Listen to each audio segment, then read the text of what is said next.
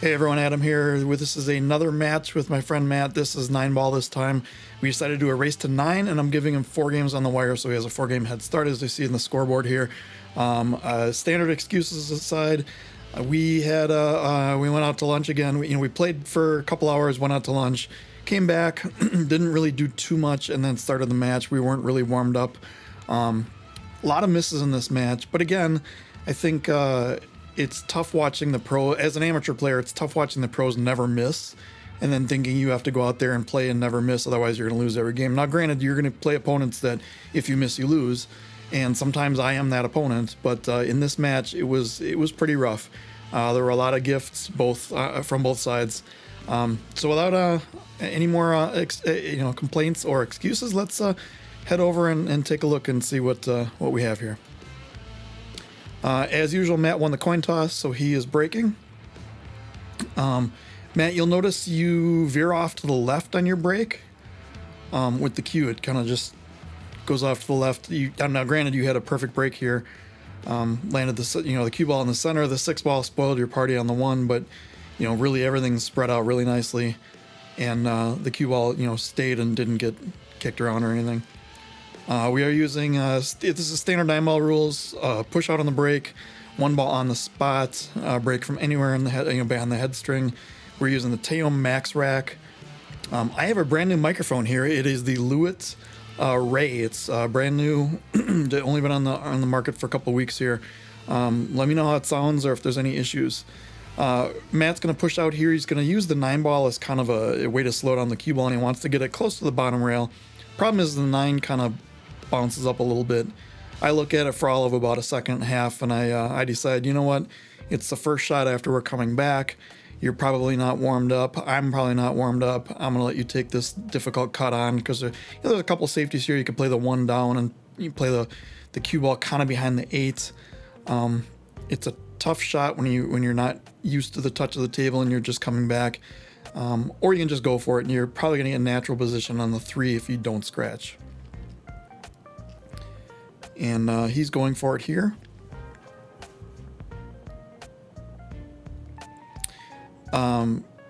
He jumped up quite a bit on that one, but left it pretty good. I don't have a shot. I have to kick off I could kick off either the left or right rails. If I kick off the left rail, it's going to be above the side pocket. If I kick off the low, let me start that again. If I kick off the left rail, I have to go above the pocket. Off the right rail, I have to go below. It's a little bit easier to hit the ball this way, and I got a pretty good hit on it. It was going towards the pocket. Coming back, I hit the 6. Was trying to hit it and have the cue ball come back down the table and to get some separation. As it was, I didn't leave a great shot. He can cut at this. He has to kind of get on the 3 difficult way. Knowing that he's probably going to go for this, there might be a safety here. Kind of bank it straight up and down the table, kind of down where his chalk is. Leave the cue ball kind of behind the 8 and the 3 there. Even if he doesn't get the snooker, there's no shot. You can overcut this to the right pocket, bring the cue ball around kind of behind the 4 and the 6. That's a much tougher shot. And actually, you might want to undercut it if you're going to do that. But knowing that, he's going right after this shot. Pretty much a straight, center cue ball here.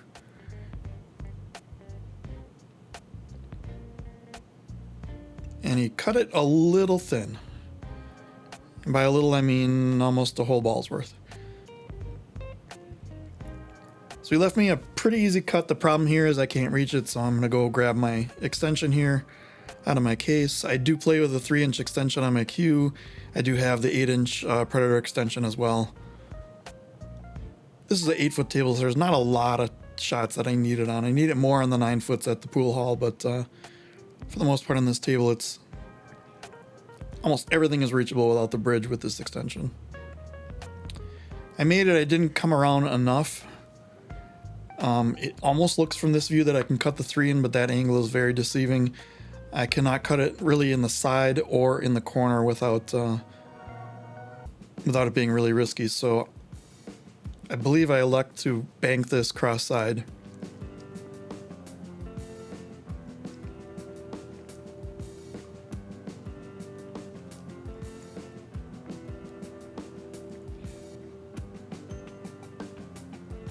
almost scratched there, but I got decently on the 4 and can come back for the 5 now. Remember, this is the Aramith black set, so the 4 ball is pink, the 5 ball is purple. Maybe came back a little too far on it, but I do have the correct angle to be able to get over to the 6 with just a stun shot here.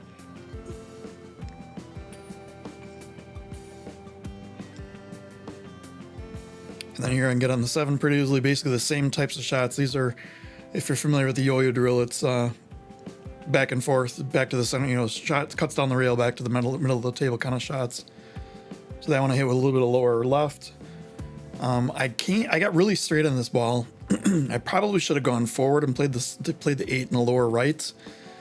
Instead, I tried to pound this to the rail and back out towards the middle. And when you're not in dead aim on these pockets, you're going to do exactly what you see me do here in a second. Almost 2-railed it down on the lower right, but I missed that as well. And I didn't really even get on the 8 ball. Would have had either a really thin cut where it's hard to get on the 9, or I'd have had to try to bank it. But overall, I think that was just a poor shot selection on my part. I should have followed it and just taken a longer shot on the 8. I could have even gone for the 8 on the right side, but probably wanted to go down by like where Matt's chalk is right now and play the 8 all the way in the lower right. Matt pretty much just has a stop shot here on the 7.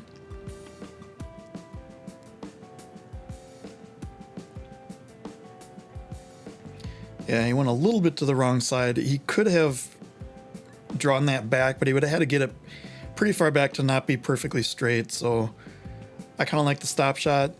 Here, following it around 2 rails is tough. So I think he's going to have to try to draw it over with some low left and come back kind of in between the side pocket and where the cue ball is now.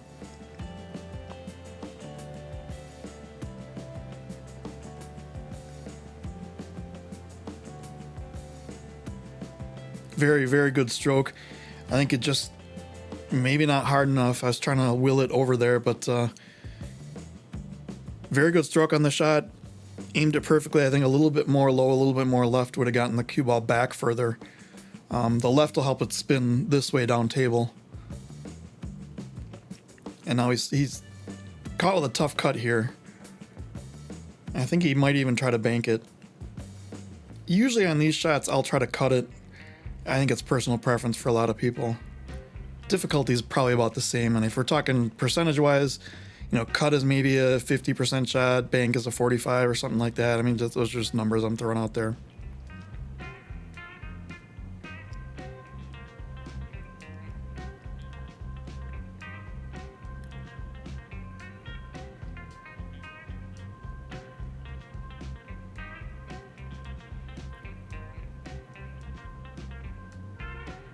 Yeah, he tried to bank it, got way too full on it. It's going to basically leave me straight in the corner pocket here.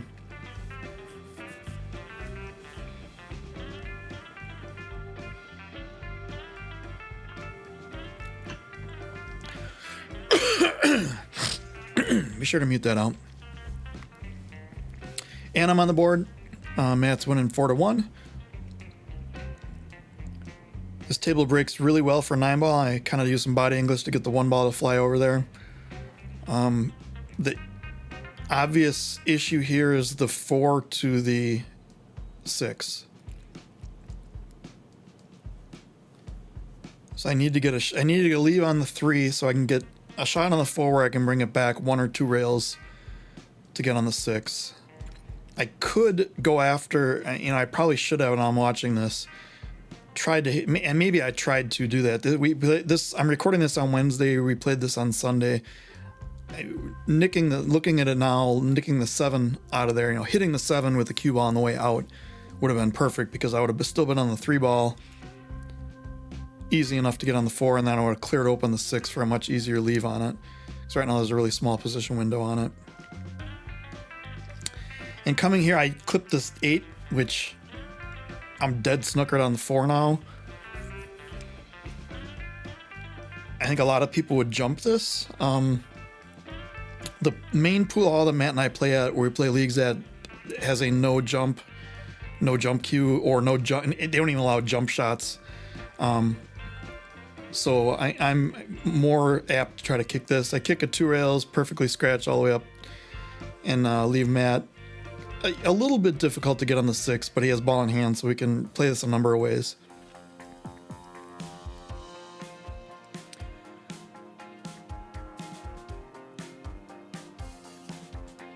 Yeah, there's a couple different ways you can play this. You could... I kind of like... I like Jeremy Jones' advice when you have ball in hand to go forward with the cue ball. So I like this. I would have played it with a little bit more angle here. And instead of doing more of a stun, which is what Matt's doing, I would do more of just a straight follow.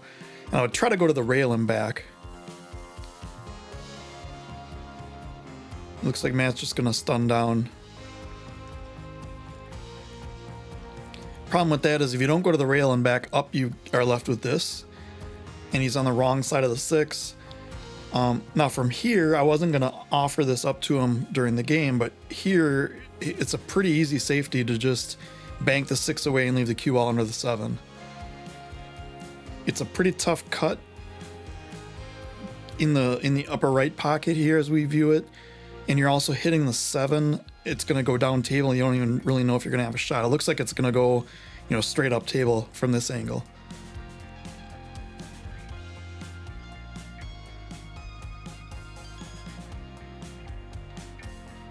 And if you see there, he miscued, so barely got a rail there, but he did. It's a weird angle for me to bank this. I probably should have looked for some sort of safety here, but I thought I could put some left on it, hit it kind of hard, and have it bank in. Instead, I don't think I hit it hard enough, and I kind of just, I don't know, I wasn't really impressed with what I did there. I didn't leave him great. I mean, he has a bank to the lower left, he can cut it to the upper left. There's a couple safeties here if you wanted to look at it. Bank it straight up and down the table and try to get the cue ball behind the 8. That's a shot we should be working on that we really don't play off as often as we should. I think he tried to bank it. Something weird happened. Matt, rewind that and look at your stroke there. I spun the wrist or something like that. I had right away to the short cue. And basically I'm going to play this 3 rails around, play the 7 in the upper right. All I have to do is make sure I don't hit the 7 on the way out.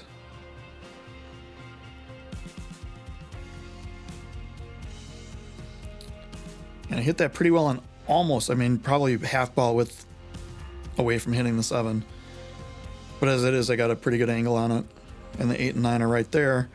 Shouldn't have any issues with this. And fingers crossed I don't, but as I said before, this was kind of a rough session for both of us.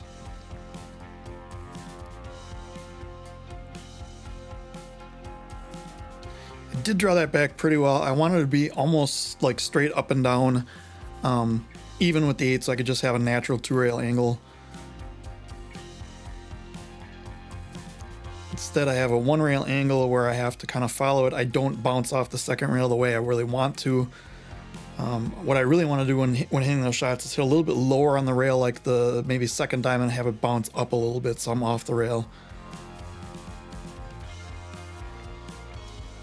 Barely made that shot. Managed to bring it home, so I'm catching up now. It's 4-2.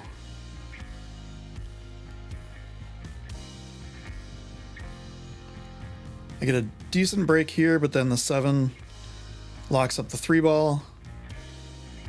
There's really not a great spot to push. I suppose I could push down by the lower, maybe like 1st diamond on the lower right, on the bottom rail, and leave a kick there for the 3, but he's probably going to give that back to me, and then I have to deal with trying to get safe, and the table's wide open on that side. The 3 does not bank past the 6. So I basically look to just leave it straight on and then see what he's going to do here. So I just could have played off the rail. I wanted to leave it really on the rail there. I can tell by his body language he doesn't even want to take the shot right now. but he always knows that I have something lined up in mind, which I do. So I can pretty much tell that he's not going to take the shot. I get the short cue ready for him if he wants it, and he declines, so I'm up now. A couple ways to handle this. I can hit the 3 off the 6 and leave it on the rail while I bring the cue ball just down table somewhere. I can go the other way, try to leave it behind the 9. And I went for the first option here. Just kind of thin cut it. And I didn't hit that well. I wanted the 3 ball to hit the 6 so that it would kind of stay towards that left side rail. But instead I managed to almost lock it up on the 4 ball. I mean, he can only see about half this ball. So I got lucky. I got lucky here on I did play a safety and it got safe, but that really wasn't the way I wanted to play it. So he's going to try to kick here. It's hard to kick safe because the table is so wide. All the balls are spread out. So you might as well just try to go for this play off try to make it in like the top left pocket. If you miss it, as long as you don't hit the 6, you could leave the cue ball on the left rail. You could leave the 3 ball out in the middle of the table somewhere and make it a harder shot. The 8 ball is kind of blocking that pocket up in the upper left or upper right.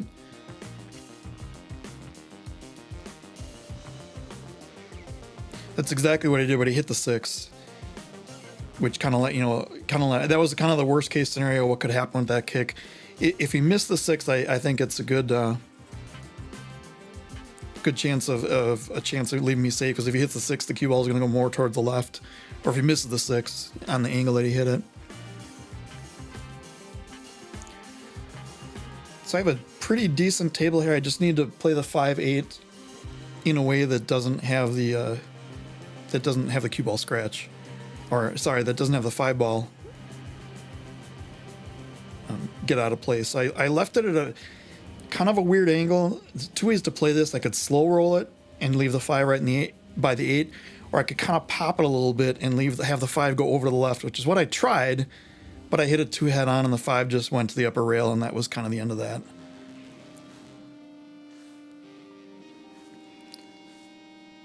So I really don't have a shot here. I don't have a save. I could do like a split ball save where I just play the cue ball to the left rail. I make a comment here about how I see people all the time do kick shots at this, and I don't like that. And then I proceed to line up doing a kick shot at it, which is something that I really don't care for this shot at all, because it's a very low percentage shot. And especially if you're not feeling great, and then I hit it to where I scratched. So I would say overall effort for that for me is a giant fail. I should have just played some sort of safety, played the cue ball off the 5, brought the 5 down, and left the cue ball over on the left side.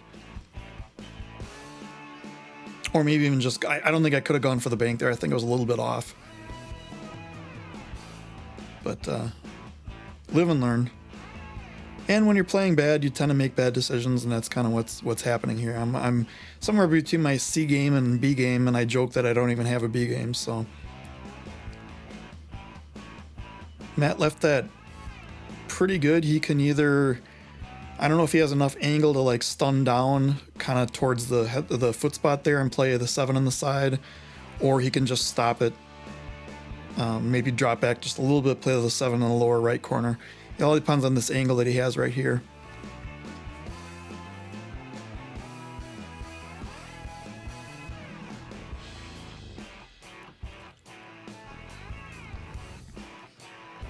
Looks like he's following it.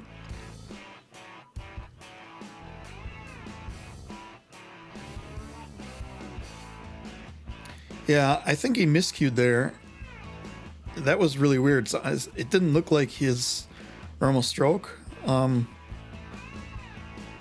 can't remember when we were playing what happened. He doesn't look happy, obviously, but I can't really remember what happened there. If it was a miscue or if it was just a flat out miss. Obviously, he was expecting something different to happen with that. Here, I'm basically just drawing it out. I decelerated on my stroke big time, and I almost got locked behind the 8 or behind the 9. It's just kind of a mess all around.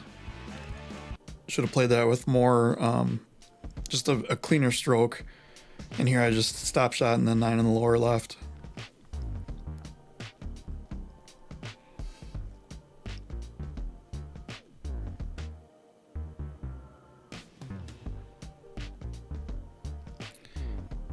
Hit that one more clean than the last one, but still, I knew I was feeling shaky still, and it was just interesting session. Here I took a little bit off the break because I wanted to get a better shot on the 1, and I didn't. No way to easily hit this. I'm looking for some sort of push out. From this angle, I mean, it always looks different when you're playing than when you're narrating. What I should have done is left it down on the bottom rail, because the 1 doesn't go past the 8. Instead, I tried to leave this on the first diamond on the upper rail to only leave like a half ball, leave the 8 blocking the 1 ball. If I would have left it down on the bottom rail, there's no pocket for the 1 because the 8 and the 3 are blocking both pockets. It's a super tough cut in the side. But instead, I kind of screwed this up and I left Matt an open look at the 1.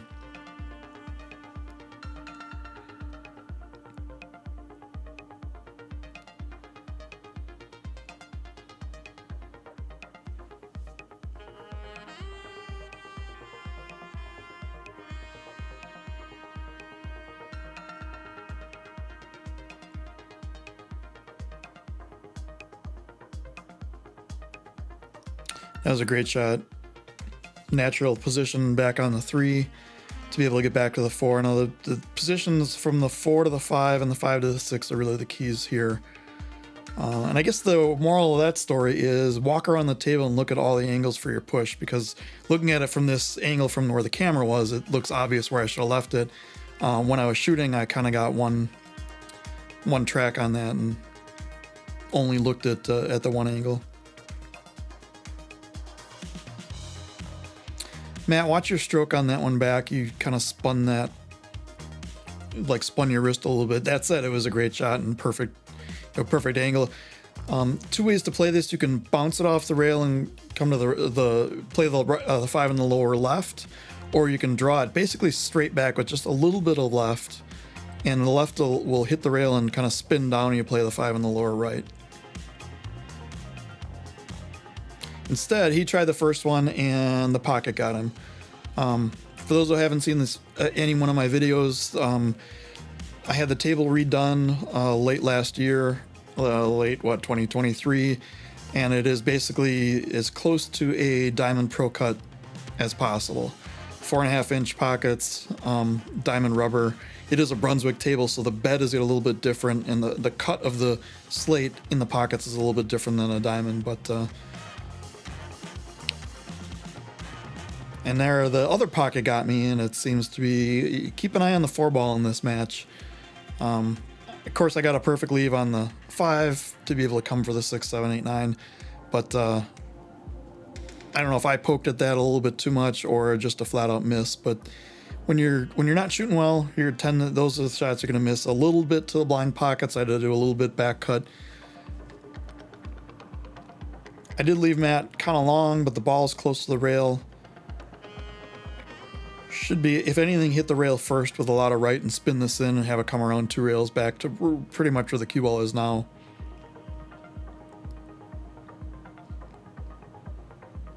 But we're both not shooting well, and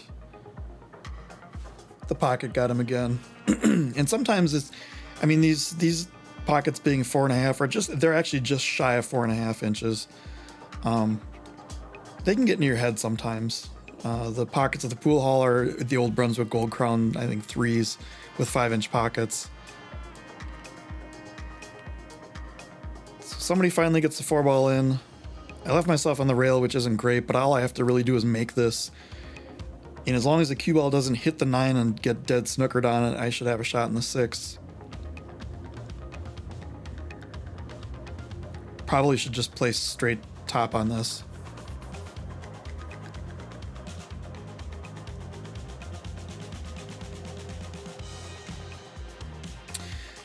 instead, I think I felt that I couldn't hold it, so I wanted to run it 2 rails up and back and still play it in the side pocket, but I caught too much angle on the top and it arced it, as you saw, and it went right into the 6. So I don't have a pocket for this 6 ball. So this is actually one of my better shots. It doesn't seem like much, but I'm just thinning the 6 as thin as I can and dropping the cue ball behind the 9 here. And he's like double snookered this. Both the 9 and the 7 are cutting it off. There's two ways to hit this ball, going to the top rail or going to the bottom rail. If you go to the top rail, you're playing to make the 6 in the lower right. If you go to the bottom rail, you're playing safe and you want to play this at a lighter speed. Actually, if you're going to the top rail, you want to play it more of a firm stroke and put more on it so it can actually make it and still get on the 7. If you're going to the bottom rail, you want to hit this with a lighter stroke, which is what he's looking at right now. He wants to basically come off the second rail, just clip the 6, or actually, now that I think of it, he wants to hit the 6 off the first rail, have the cue ball hit the side rail, and then go behind the 7. Very touchy shot. There's a tight angle to get in on, and when you're hitting slow speed like this, it just takes it's a lot of practice that's needed to get this touch on this ball.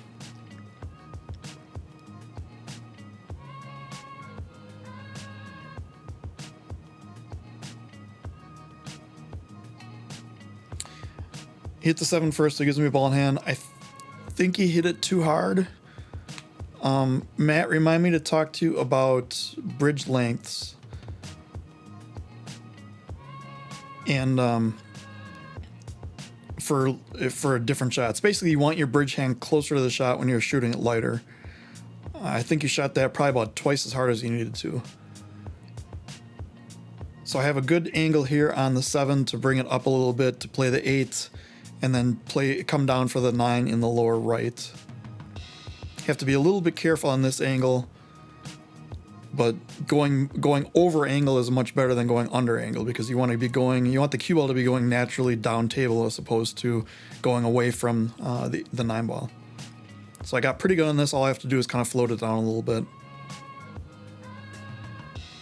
And I could have gotten better on that, but any day of the week other than this particular Sunday, this was a great leave. Unfortunately, this Sunday means, maybe I made it. Maybe I foreshadowed to another game, but we are at 4-4 here. I have caught up, so it's now a race to 5.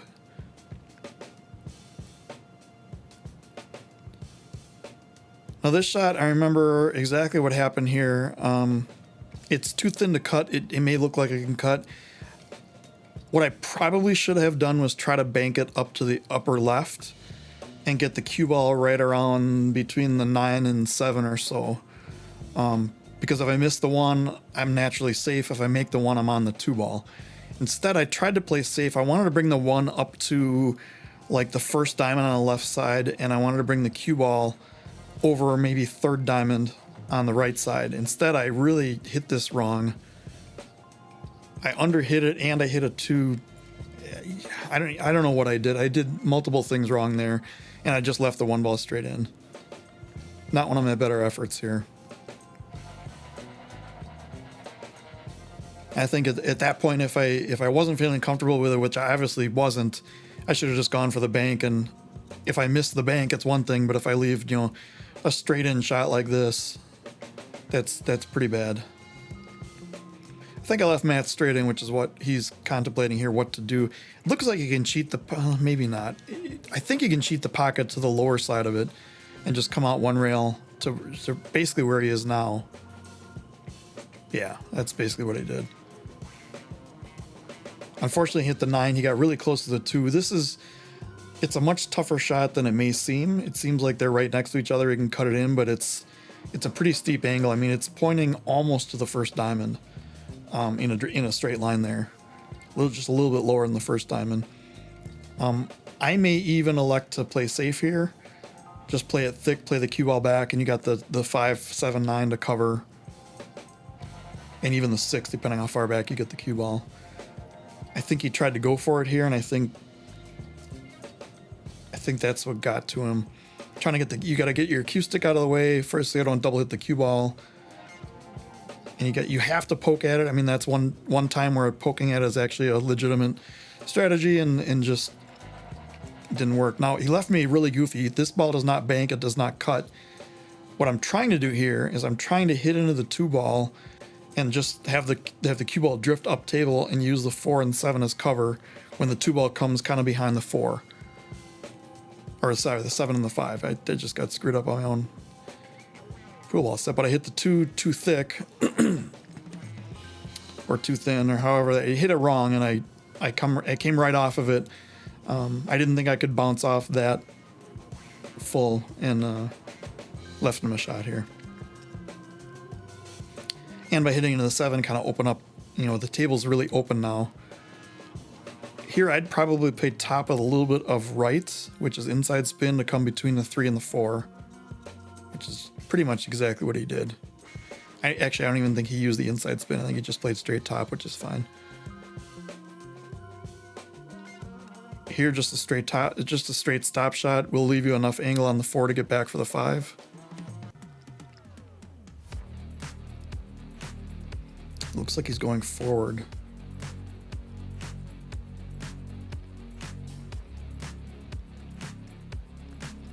Yeah, he went forward a little bit. The problem there is that he left himself kind of straight on the 4. I think if he just plays a stop shot on the 3, he has enough natural angle to take the 4 2 rails out and play the 5 on the side, in the right side. So now it looks like he's going to play a top of the touch of left to come 1 rail off and come back for the 5. He could either play the 5 in the corner or the side then. Yep, that's exactly what he did. That's pretty much perfect. A number of ways you can play this. You can stop shot, stun it a little bit to get to get a little bit closer. If you're, yeah, I think those are the two best shots. Depending on how I feel, I just stop it here, because I have enough angle on the 6 to go over for the 7 to get over for the 9. Yeah, I think he followed a little bit too much here. He's still okay, but he's just making it a little bit tougher on himself. This is pretty much you want to go straight up and down the table, and on this table, I would play this for a 3-rail leave, where I would go, 2-rail leave. Where I would go left rail, right rail, and then back towards the center of the table, where the cue ball is now. He tried to hold it with the 1 rail, and that, I think, caused him to miss the shot. It's kind of a tough situation there, because on a slower table you can get away with that much easier. The tables we play at Romines, you definitely get away with that shot. On this table, because of how fast it is and how bouncy the rails are, I like to do a little bit of inside on that, cut it, have it go left, right, and back out. Here I just kind of hold it. I'm on that weird angle where I kind of have to pound it to the rail and out.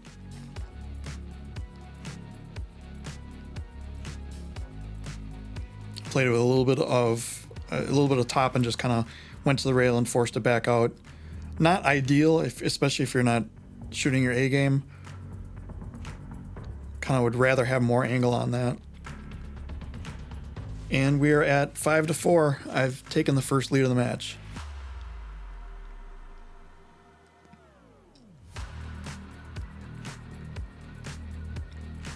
So here I made a ball, and the 1 ball is snookered by the 2. That's a theme in this game, or this match.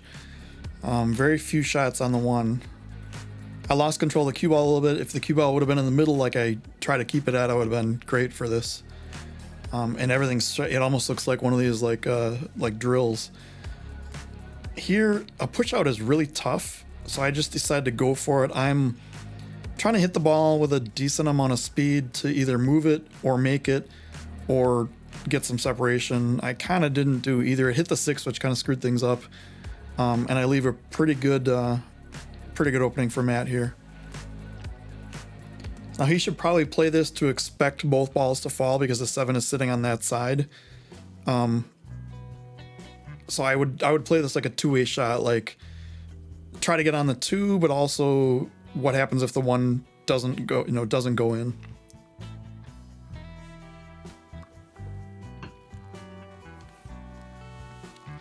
And yeah, both balls went in.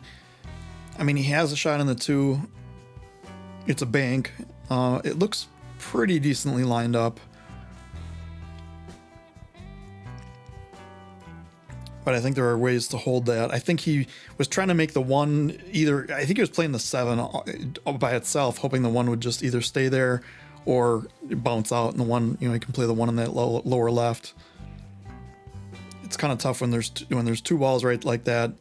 You kind of got to play to have both of them fall, but then when they don't, you might be in trouble. Or if they do, you might be in trouble.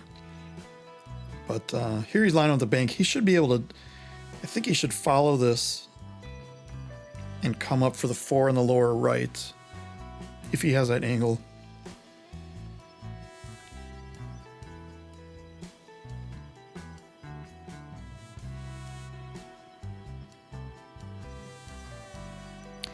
And even better, he has he was able to stun that kind of over behind it. Now this is a tough one here because it looks like it's, the cut to the side is tough. That's what I would probably take, and I would float the cue ball over to play the 5 on the same side. So I'd take the 4 ball on the right side, take the 5 on the same side. I think he didn't like that angle, so he's, yeah, you can tell he's kind of undecided here.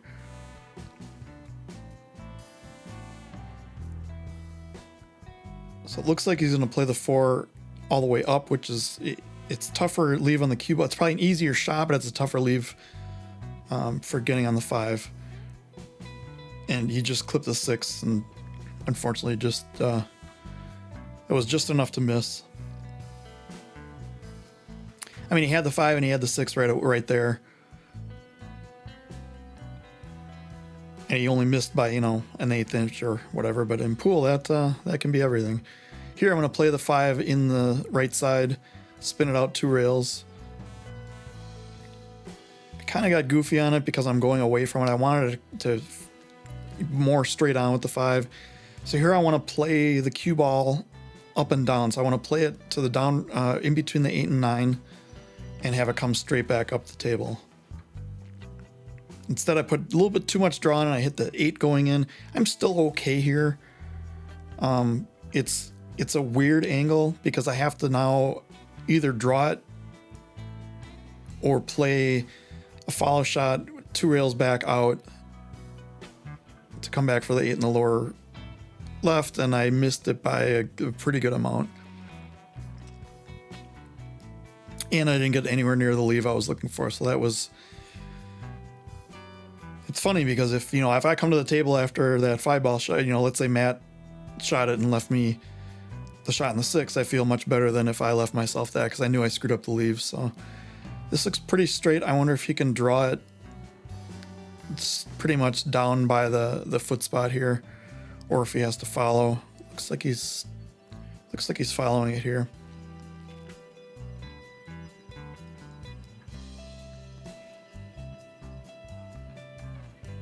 Now, Matt, go back and watch that.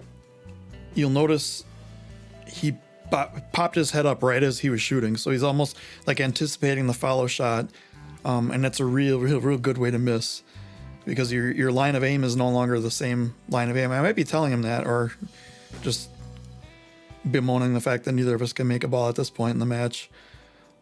But yeah, Matt, go back and look at that. Your head definitely popped up before you hit. You want to keep your head super still on that. Let the cue do the work. Now here I have an interesting leave here. I almost hit the point which would have screwed things up, and then I actually didn't hit it hard enough because I wanted it to hit off the bottom rail and come back up. But I was trying that. I was trying essentially the 3 rail leave, I guess that was. So here I kind of have to come around 3 rails again. Or actually I don't. I just can play at 1 and pretty straight in shot on the 9. This should be win number 6 for me, and instead I bottled it. So I just conceded that game, or tried to, and missed twice, and then gave up. So we're tied at 5. It is now a race to 4. Matt to break for the first time since the opening. And yeah, Matt, you're pulling your arm off to the left, which is something I used to do a lot. Think of on the break, you want to basically play just straight forward. You want your cue ball or your cue stick is going in a straight line. It seems like you might have to veer off a little bit, and naturally you will a little bit, but that seemed a little too much. Now here, I think he's trying to bank the 1 back and have it either go into the 8 or into the 7 or off of one of them into the pocket. Instead, he plays like a super, like Albin Ocean style safety here. I know I'm kind of spoiling things, but I was pretty impressed at how he left the 1 here, or the cue ball here. I don't think he was trying this. I think he was trying to go for the make on the 1. But watch where the cue ball ends up. Just like dead perfect behind the 5. And the cue ball is right in the middle of the table. This is a tough hit. I have to go 1 rail at it. There's no real 2 rail hits. I suppose I could go, I kind of hate that. I can go to the right side and go 2 rails, right side, bottom rail up, but I get almost no separation. So I'm basically just going at it to make it or try to hit it. And I missed by, I don't know, half a ball or something like that. Giving up ball in hand on a table like this is not a good thing. From what I'm seeing here, it's the 3 to the 4, which is really the key shot here.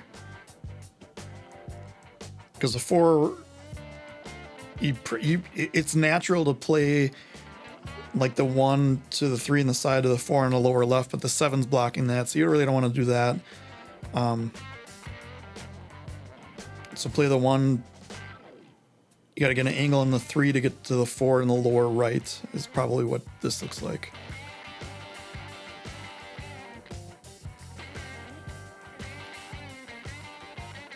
He drew it back. I would have played it in the left side and followed it, but I mean, the angle is kind of deceiving there. There's nothing wrong with this at all. But here he's a little stuck because the only real angle he can play, and he has to use a short cue. Only real angle he can play is going to be that 4-7 combo. He can try to float down to maybe between the first and the second diamond on the right rail and then play it into the left side. I think it probably goes past the 6 in the upper left corner, but then we're talking about even further down. If he can hold the angle and come straight back, follow it to the rail and straight back like that. Yeah, actually, that was really good. Nice shot, Matt. That was good.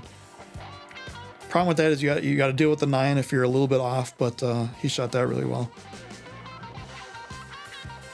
Here's just probably straight top to the rail and out. You want to get middle of the table-ish. Anything but straight in works from the 5 to the 6 here. And even straight in works. Naturally, if I shot this, it would be straight in on the 5.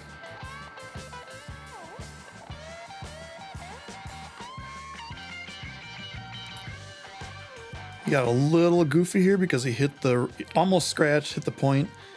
I think, Matt, you decelerated that a little bit, kind of got a little hesitant on the forward stroke, and apparently I left during the middle of this and went somewhere and then came back, so Matt didn't cheat on camera, so we were all witnesses. Congratulations again, Matt, you passed the test. This is something, Matt, we need to talk about, your bridge hand on the rail. Notice how your wrist is bent. So your wrist is like this, and your hand is there. It should be straight. So if this is the rail, it should be straight on the rail like that. But again, straight top, come out for the 6. He's at a little goofy angle for this, but I think he can pop out with a little bit lower left to the rail and out. Apparently I left again for some reason. The 7 is very, very, very easily to get. All you have to do is make sure you don't get behind the 8.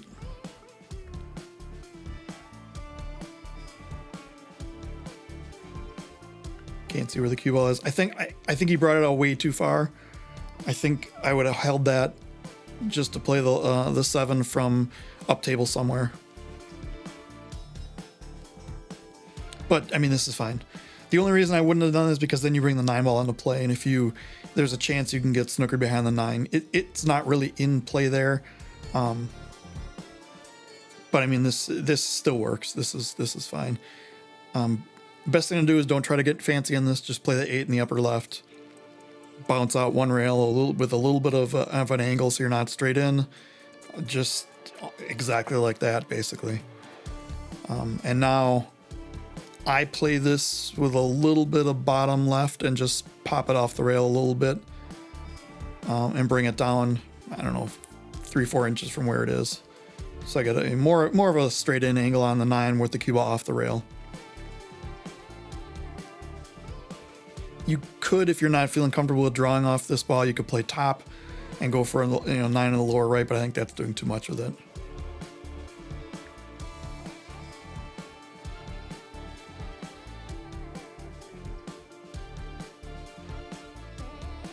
And he just missed that. For me, now this is my personal style, so I don't know if it's going to work for everyone. For me, playing more of a stun draw on that is more natural to me. I know there's a lot of people who much rather prefer following the ball than stun draw, but for me, I think the stun there is more of the natural feel for it. Here I overrun this by quite a bit. I should have looked at my line for the 9 and either played it for the side or for the corner. Instead, I didn't really look and I just shot. I got in between, and I paid for it. At least this time I made the 9 on my giveaway attempt. So Matt takes the lead. Actually, the first real lead since the beginning. Good break here, good shot on the 1. The 2 is kind of in a weird spot. The 1 kind of got goofy on the rail.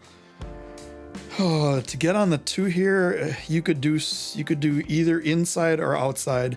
Inside's going to come around 2 rails. Outside's going to come straight back. If you play like a top right on this, you got to worry about the scratch in the lower right. Both shots are tough, but I don't think you can try to play safety on this one. I think you have to go after this shot. It's really not. I think the safety is just about as hard as the shot. You'd have to bank the 1 away 3 rails behind the 2 or something like that. And Matt, look at that. You had a ton of body movement on that shot. I think you moved well before you hit it. So I think you're anticipating the tough shot. And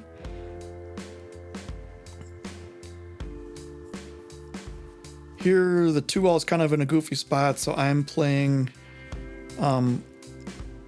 heavy inside, top inside, 2 rails down below, kind of where the foot spot is, a little bit past it. Too much here is better than not enough because you have to clear the 3 ball. Kind of float right into position there. That was pretty good. I like that. I had a few good shots in this match. Here I didn't play this the way I wanted to. I wanted to pop the 3 ball out and back out of the rail much more than that. So I had a shot more straight in than this. I kind of underhit that. Was worried more about making the 2, and now I left myself a tough shot on the 3 where I have to play it with heavy inside, and I overcut it. I didn't leave it great. I don't know if the bank past the 4 in the upper left goes. The bank in the middle is tough because it's you have to cut it a lot, and the cue ball is never going to have a shot on the 4. Almost wonder if you can play. Yeah, I think the shot here is play the cue ball up to the Brunswick logo on the upper rail in the middle, kind of behind the 4 ball, and play the cue ball 2 rails down below between like the 8 and 9 on the bottom rail. That's ideally what you're aiming for. I think he went for the bank.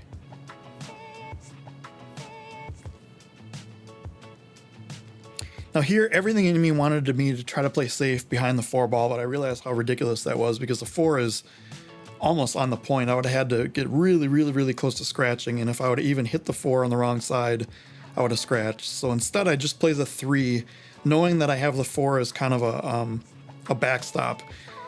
If I hit the 3 too high, it's going to hit the 4 and go in. If I hit it too low, it's going to hit off the rail, off the 4 and go in. And if I hit it perfect, it's going to go in. So there's a lot of ways I can miss this shot and still have the 3 go in, if that makes any sense.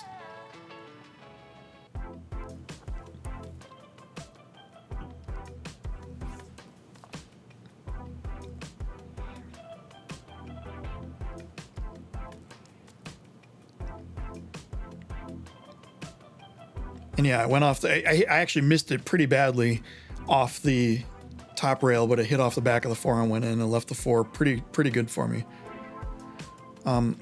Here, there's a number of ways I can play this.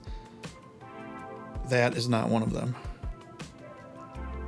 I really didn't have a shot on the 6. I mean, I kind of did. I kind of did, but I should have committed to either playing it tight 3 rails for the 6 in the lower right, or wider to try to, and a little lighter to try to get the 6 in the upper right. Instead, playing it the way I did was just kind of in between, and it's kind of been the motto for this match, is a lot of shots in between and not really very good.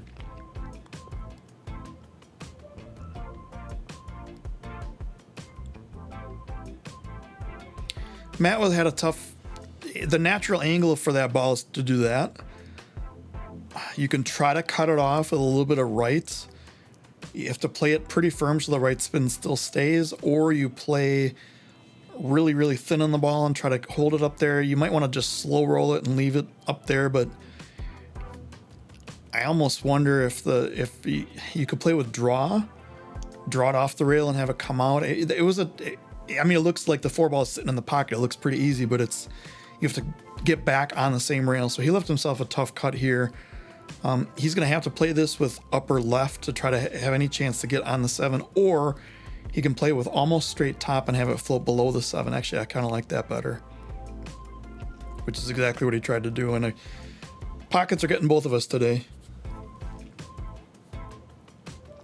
So this one, because these rails are so fast, I'm going to hit the inside point first. I'm going to hit rail first, then ball, and it's going to go around 2 rails, maybe hit the 3rd one for the 7 in the bottom. And I actually underhit it. I could have hit that a little bit harder, actually much harder. Instead, I left this kind of tough shot for myself where I have to float it down then below. There's no way to hold it for the 8-9 combo, which is what I wouldn't want to do that anyway. I have to kind of hit this pretty hard for it to go over. And I missed it. I got lucky on the leave there. I really wanted to go over to play the 8 in the lower left. But I got lucky having to bump it just enough to leave it angled to make it in the upper right here. And then just the stop shot. Almost missed that ball too, but because I hit it at pocket speed, it went in. And then of course 1-stroke the 9 ball, because I'm not shooting well, so why not 1-stroke the most important ball on the table? And we are 6-6. It's a race to 3. Watch this, how I get a shot in the 1. So the 9 ball comes over, and I think I was snookered behind the 2 until the 9 ball popped the 1 out of there. Nice open table. This is a tough shot. It's deceptively easy looking. I can either float it in, I can jack up and try to draw back off the rail. I think I'm just going for the make here. Yep. Natural angle on the 2 to pop off 1 rail to get back to the 3. I like my decision there. Too many times I try to jack up and do too much with that ball and get back closer to the 2, and of course that's what results in misses, especially when you're not in your A game. And that one I just butchered. I wasn't too far off of it, but I was off enough that it just made a mess of things. And I got lucky because the 7 tied up at the 3. I'm taking the jacket off, so it must be getting serious now. Actually, I have the space heater on there, which for the first time, instead of freezing our asses off, we decided to heat up the room a little bit. It's very cold in the basement compared to the rest of the house. This is kind of weird because you could go into the 7 here, but then you have a really good chance of not getting a shot in a 3 because the 3 is going to go over to the left rail and you may be behind the 7. He's also playing with a short cue, which is, it's weighted well. It's a decent cue. It's a Predator. It's they're shorty junior cues. He kind of poked at that. I think he was trying to just leave it a little bit forward so he could play the 3 in the lower left. Now he's on kind of a goofy angle. I don't know if he can play I don't think he has the angle to play the stop shot in a 3 and just leave it frozen against the 7. If he has that, that's the shot, because then you leave it right behind the 7, the 3 goes down table, and then... But I don't think he has that. I think the 3 is too far up.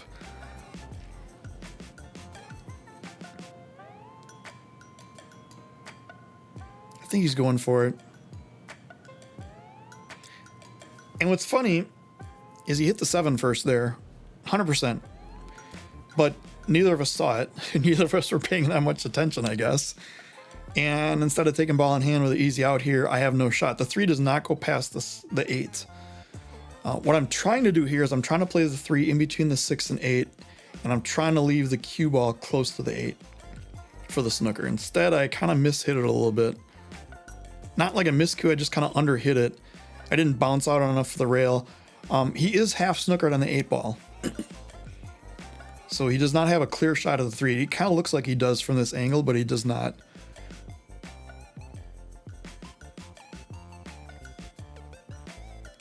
That one, I really wanted I needed to hit that about twice as hard as I did. I babied it, as our good friend Lee says, "Why you baby it?"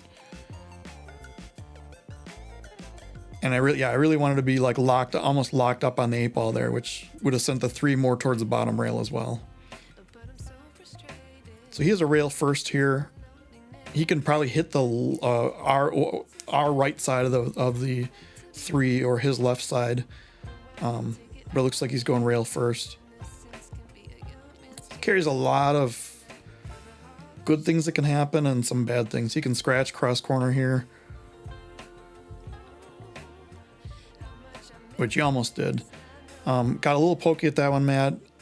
I think I like playing that with a little bit more running English, so when it hits those 2 rails, it spins up. And if you hit a little bit harder with a little bit better follow through it, you can actually get a shot in the 6 in the same pocket. Now he's kind of stuck with this weird shot. I don't think he can draw. I don't think he can bank it and draw it behind the 8 for the safe. So no matter what he does, he's going to be above the 8 and the 9. And in that case, I don't think there's a safety here. I think you might as well go at it.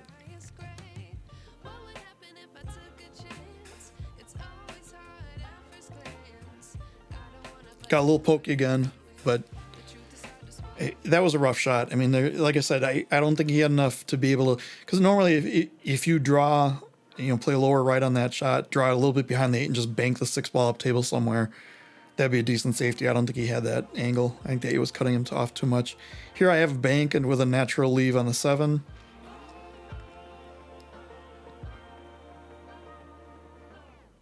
And then a lot of times I'll play this with, I'll do a 2 rail leave going into the top rail, right rail, and back out for the 8, but I'm wanting to simplify this leave a lot. And just play 1 rail straight up, just like that. And that's like dead perfect. I got enough. Actually, I'm a little stray, but I have enough to be able to bring it back. I think I might go forward on this and go below the 9. No, it looks like I'm going to try to punch out. Yeah. So I actually got a lot more on that cue ball than I thought I would. I wanted to just punch out to the rail and come straight across, and I must have actually put a good stroke on it and came out too much. But this is still a decent shot. I should be making this 8 out of 10 times, and I almost missed it, but pocket speed saves me again. And I am back in the lead at 7-6. And this is something unique for this match, and actually for my table, it's a dry break in 9 ball. Which is the first one we had. And you could tell both of us are kind of surprised because we're sitting there wondering what's going on. The 5 in the lower left kind of just bobbled there, so it happens. Even when the template is perfect, it still happens that hit the cue ball a little bit off, a little bit too much spin. Two balls maybe not be perfectly touching or whatever. It happens. A lot of people say that corner ball going in is what has ruined 9-ball, but for the amateur game, I think it's still fine. I am hoping to play Derby City Classic next year, but and I have never broken with the 9-ball on the spot. I don't know if it makes sense to try it on my table because it's only an 8-foot table, so I'll have to hit some of the 9-foots and practice that over the next half a year or so. So Matt wants to miss all these balls coming out of here, almost exactly like that. He came a little bit too far, but he put a good stroke on that, and it was still a decent shot. He's shaking his head, but the main goal was to get around the 3 and the 8 and not hit the 4 and come around those 2 rails. It's kind of a tight position window because he wanted to come over so he could play the 2 in the lower right. Anyway, I think that's what we're talking about right now. And again, I'm not leaving our banter and babbling and talking and the music that was on because I don't want this to get copyright demoted, so I'm just going to put some music in like I did the last video, and we'll see how that works out. So here he has to play the 2 in the side, and I don't know if he can go into the 9. If not, he has to kind of try to find a way to float between the 9 and 6 and come back out. It's a tougher shot than it looks like because it looks like the make is pretty easy. Maybe he can go below the 9 and come back out. The 3 is going to be tough no matter what. I think he should just make the 2 and kind of take his medicine on the 3 ball here. I think he tried to play that all the way down.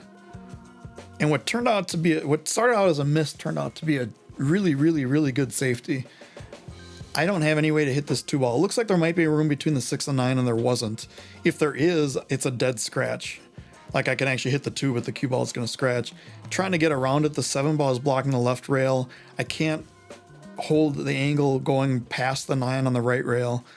So I think about this for a little bit, and then I decide if I knock the 3 ball out of the way and make it really tough to get from the 2 to the 3, I'll probably get back to the table again. I'm probably going to have to kick at something, but I'm getting back to the table. So that's what I do. I kick the 3 down by the 5. Hopefully, my goal is to tie the 3 and the 5 up, which I really didn't do. And I gave up ball in hand, so I took a foul. So I'm on 1 foul right now. And the first thing Matt does is he wants to figure out a way to snooker me on the 4, which is actually like giant clap for Matt because a lot of times he'd be looking for a way to make this. And I knew this was a very good possibility. Ideally, he want to lock me up on this 4 ball, so I'm frozen to it. But he got me, he snookered behind the 4, 2 balls in the middle of the table. And if as a tip for anybody out there, if you're playing a safety, try to leave the object ball the guy has to hit more in the middle of the table, and it's much harder to hit. If you leave it by the rail, you give more chances to hit it. Here we're talking about if the table's in my way or not. And again, I just have a 1 rail kick at this, and I'm just kicking to try to make it or try to hit it or try to have something happen. And that's just about as good as I could hope for. So I got him dead snookered behind the 6 ball. He has a relatively easy 1 rail kick. He's right-handed, so he can reach it pretty easily. But he's going to kick this 2 ball, play at the bottom rail and just hit the 2 ball. If it goes in, great. He has another shot. He'll probably almost definitely have a shot in the 3. It could hit off a rail. It could go up to the top rail. It could, there's a lot of good things that can happen here with this. The main thing is just to hit it.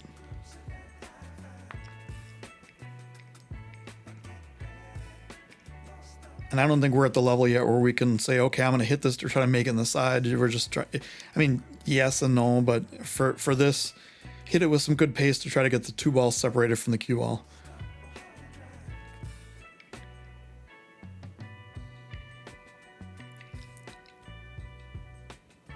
which he did, and I mean, he got, I'd call this safe. I'm not snookered, but I don't have a shot. There's a possibility of banking it between the 6 and 9. What I'm trying here and what I should have done are two different things. I tried to play off the left side of this, and I have to go grab the extension again, which I should not have done this once I had to grab the extension. It's much harder to get touch, with a much longer cue like this stretched over the table. I'm trying to get the 2 kind of to hit into the 4 and then bring the cue ball around 2 rails behind the 6 and 9. And I didn't hit the 4. Instead, both balls actually hit each other.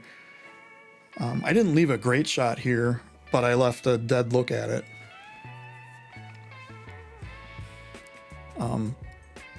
Number of safeties you can play here. You can bank the 2 ball straight up and down the table by the 8, have the cue ball come over to the left rail and then behind the 7. He can, I don't know if he can clear anything to play the cue ball up behind the 6, 9. I think the 7 is in the way of that bank. Or if he overcuts it, the 3 is in the way then.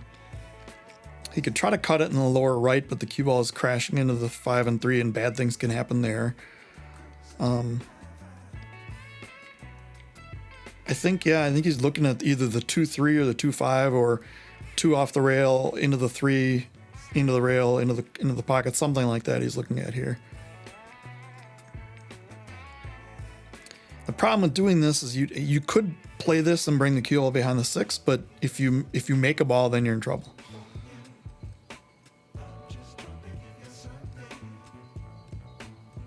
And he kind of hit in between all those shots that I said. And kind of just left it open. So, I mean, it is what it is, I guess. There's not really much you can do about that. Here I'm playing the 2-3. Almost missed it, but came out okay. And then I think the 5 to the 6 is going to be the key in this rack. 2 to the 4 is easy, just kind of a stun middle ball off the rail and up, and now I can play 2 rails around the 8. I could play top center ball and just have it come around, or it comes straight up the table. I kind of like putting more of a stroke on this and playing it drawing around the 8 like this. And then there's a couple different ways to do this shot. I'd have to kind of just a center ball stun to play it off the bottom rail under the 7 to play the 6 all the way up. I can come around. I think if I try to come around 3 rails, it's gonna be too bad. Or yeah, I got really. It was I got perfect on it, but I got lucky on that. That was I probably shouldn't have done that because I could have hit the 7 and screwed things up. I could have scratched. You saw how close I got at the side pocket. Here I probably just want to stop it, leave myself above the 9. That's fine too. Stopping it would have left a better angle to make it easier to get on the 8, but it looks like I have a good enough angle here. A number of different ways to play this. You can draw 2 rails out of the bottom right. You can play straight top and put it here, which is what I did, but I didn't get enough angle on it. I should have put a little bit of right and played that more this way on the table. Our left as we're looking at it, so I have a better angle on the 8. Now I kind of have to play the 8 and come below the 9 for the same pocket. And I butchered it and almost scratched, and that was not pretty. I did leave it in kind of a goofy place though. But I think Matt can play this with just straight top and come over for the 9 with no problems.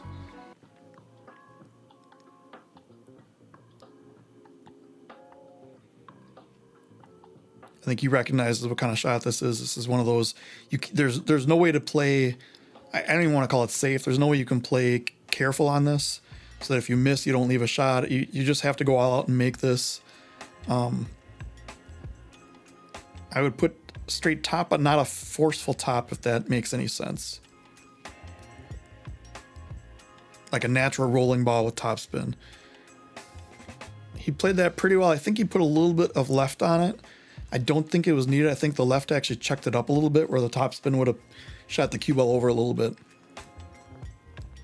He might have been worried about the scratch on the side, which is understandable. He left himself with a tough cut here for sure.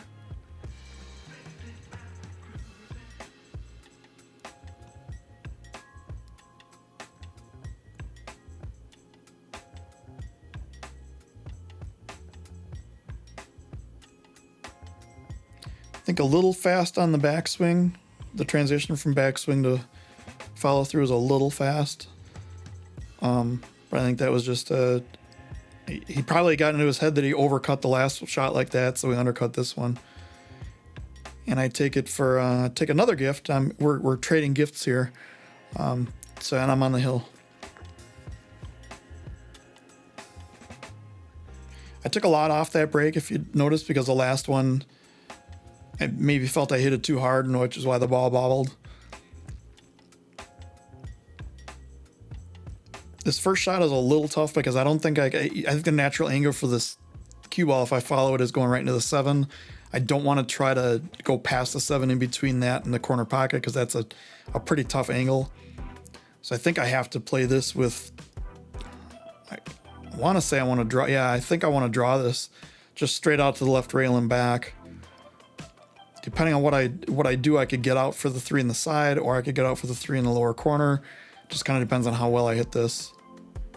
And I actually hit that much better than I thought because I hit both rails, both side rails. Here it's a little bit of back cut. The cue ball is going to drift over. I call these stop shots, even though the cue ball doesn't stop, it just drifts over a little bit. But that's essentially what I'm playing is the same as I would have for a stop shot. And the cue ball is just going to, like you see, drift over a couple inches. Here, I have a weird angle because to get to the 6 is kind of weird because the 8's in the way. I can't go past it to the point where I have to, where I can get a better angle on the 6 where I can follow it up. So I have to just basically stop it and then plan on playing top inside on the 6 to get up for the 7 up table. Any more and I would have lost the ability to get past the 8 on here. So now I know I have to play upper right and bounce off the rail, and I hit it really hard. Not hard enough, really hard, however you want to look at it. I just got on the complete wrong spot on this. And here's probably the worst decision I made in this match. I'm straight to the point where I can't follow it. I can't really draw it. So somehow I get it in my head to try to go at this rail first. And I use this measuring system that I never ever use, where you measure the distance, double it to the rail, aim for the point. That's for another video for another day. I never use that system, and for some reason I decided to. And instead of hitting the ball and trying to make it, I just complete whiff and miss the ball, and probably should have let it go because it might have hit the 9, but gave up ball in hand there with 3 balls left. I'm just irritated at myself for that. I don't know what else to do there. Probably jack up, draw it back, play the 8 from the rail on a tough angle, but I can draw it back, a foot or 2 there and still have a shot and still, not give up ball in hand. So that was a bad decision by yours truly.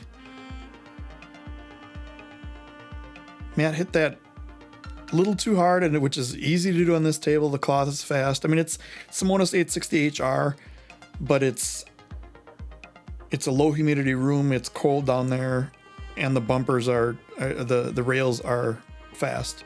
It's diamond rubber on there, so that they do bounce. He's in a tough spot here. There's a couple ways to play this. You can play it with heavy left and try to cut the angle off and come back to about where the cue ball is. You can play a stun lower right and have it come back 2-3 rails, kind of cue ball where his chalk is right now. I think he's looking to, he did the Dr. Dave peace sign thing to see where the cue ball was going to go with straight top. And he did that kind of the stun 3-rail thing, but he caught it he kind of real close to the side pocket, which cut his angle off a little bit. So maybe the angle is different than it looked for me. And here he's on, I mean, this is dead 50-yard line here. I think you have to do what he's doing here. You got to cut it in the lower left. If you're looking at this shot, the natural tendency is to undercut it, meaning hit it into the bottom rail. What you want to do is you want to aim it at that upper point on the lower left corner. You want to hit it on the upper point, the one furthest away from us. And that way, if you miss, it hits the rail and it comes back down to the bottom rail and the cue ball winds up table somewhere. It's tough to do because you want to get in your head, you want to make it.